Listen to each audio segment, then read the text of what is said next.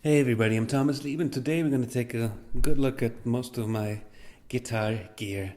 We're going to start with the guitars and move on to amplification and EQ. So this is my main Loudon. It's the Thomas Leeb signature. A simple but effective walnut spruce combination with a scratch plate and handmade in Northern Ireland. I've been playing Loudon guitar since 1999, and I'm extremely proud to have the Loudon family among my friends.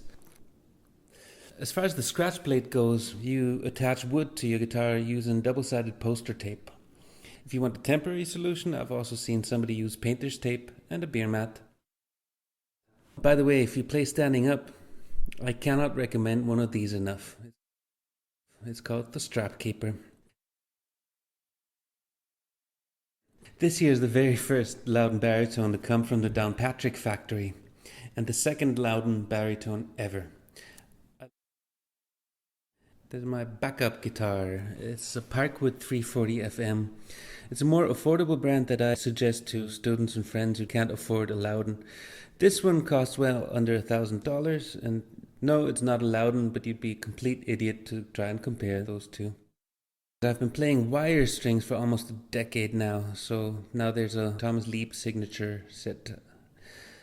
Probably the most frequently asked question of all time after one of my gigs is, what pickup do you play, man? Why do you have two cables coming out of your guitar? So let's just once and for all set this to rest. I have three signals coming out of the guitar. One's a soundboard transducer, the second one is an internal microphone, and then there's the magnetic pickup. Here's the Dazo 100 soundboard transducer that's glued inside the guitar right there. Sorry about the mess. There's been a bunch of pickups in here that put in and glued in and pulled out, so it's messy. The Mimesis Kudos here. This thing is 2-in-1, the magnetic one plus an internal microphone right there. The magnetic one you see the most, but you hear the least. It only provides 10 to 20% of my signal. Also used this Maisai pickup here for a long time, and it's still in one of my guitars. So if the Mimesis isn't quite right for you, I can definitely recommend the folks at Maisai. Here's the little microphone in the Kudos, which sits here.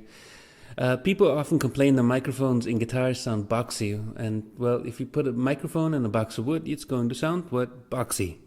But adding just a little bit of microphone to the main guitar sound will provide air, sparkles, and percussion sounds. These are glued together with duct tape, by the way.